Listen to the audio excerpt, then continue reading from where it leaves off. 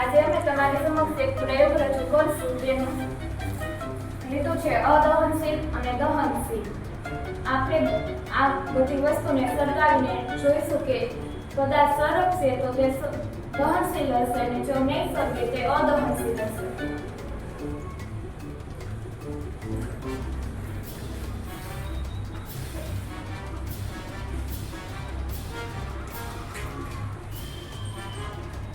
આ શું છે? સ્ટ્રો. તો આપણે એને હવે સળગાવીશું.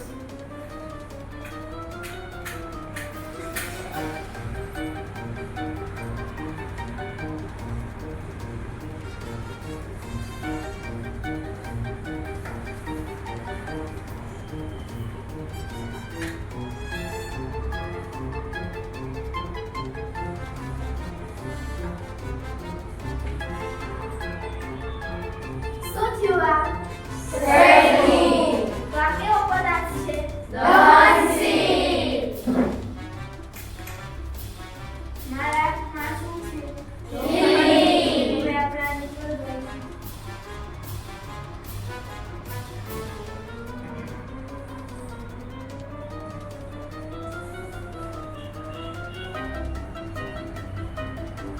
આ સળગે છે કે નથી સળગતી? નથી સળગતી. તો આ કેવો પદાર્થ છે? અદહનશીલ.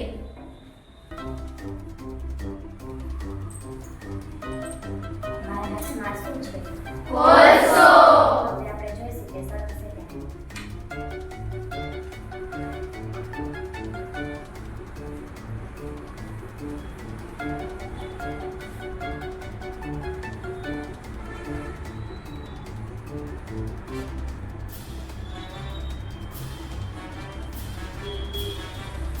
આનું શું થયું? સળગવું. તો તે કેવો પદાર્થ છે? દહનશીલ.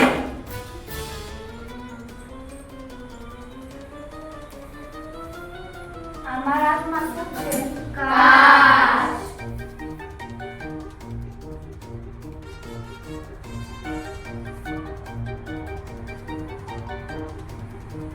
તમે શું અવલોકન કર્યું? સળગતી. તેથી તે કેવો પદાર્થ છે? અદહનશીલ. અમારા હાથમાં શું છે? લાકડું.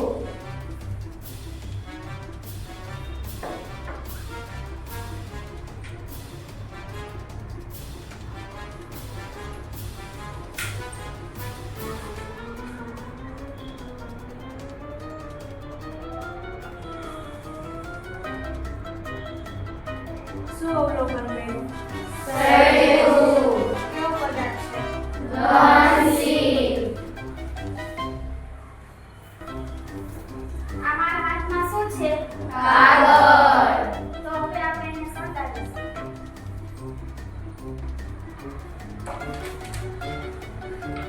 શું થયું આ? સળગવું. તો આ કેવો પદાર્થ છે? દહનશીલ. મારા હાથમાં શું છે? પથ્થર.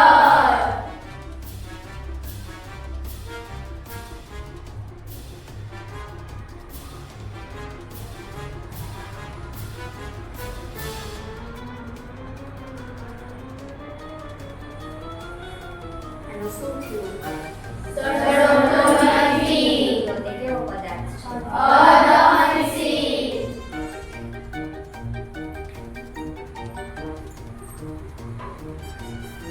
હવે તમે શું અવલોકન કર્યું?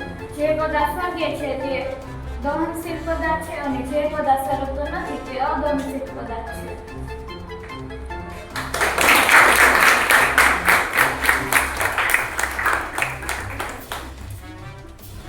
આજે અમે એક પ્રયોગ રજૂ કરવાના છીએ જેનો હેતુ છે મીણબત્તીને સળગવા માટે ઓક્સિજનની જરૂર પડે છે.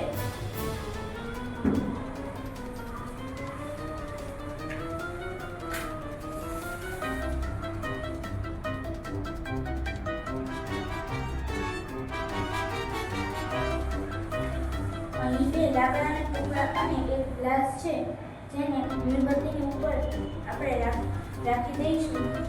હવે જોઈએ શું થાય છે. મીણબત્તી જ્યોત સાથે સળગે છે કારણ કે તેને નીચેથી ઓક્સિજન મળી રહે છે.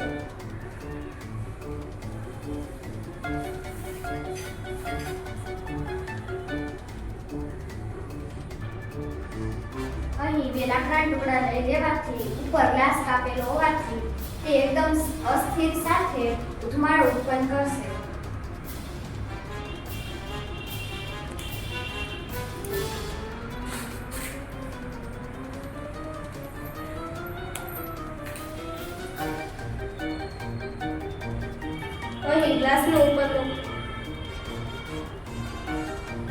અહીં ગ્લાસની ઉપરનો ભાગ કાપેલો છે અને તેને મીણબત્તીની ઉપર રાખી ગ્લાસ ઉપર લાકડાનો ટુકડો નાખીને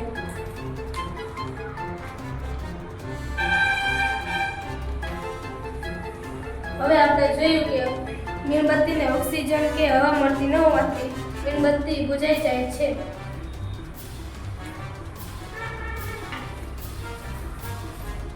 તો હવે આના ઉપરથી આપણે સાબિત થાય છે કે કોઈ પણ પદાર્થને સળગાવવા માટે તેને હવા અથવા ઓક્સિજનની જરૂર પડે છે.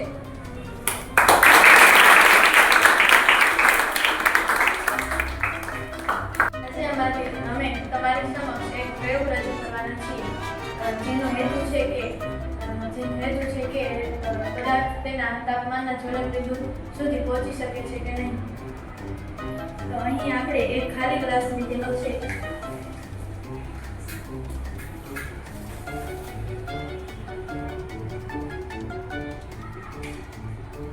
હવે આપણે આ ખાલી ગ્લાસને સળગાવીશું. આ સળગે છે.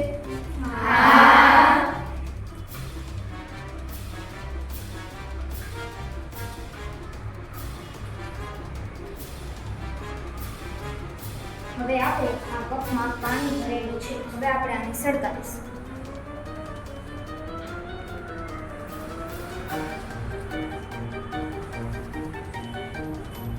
આ સળગે છે.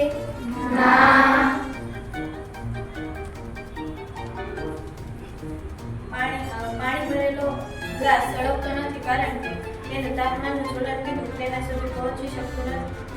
આથી થોડું પાણી ગરમ થશે પણ કપ સળગશે નહીં. આના પરથી તમે શું અવલોકન કર્યું?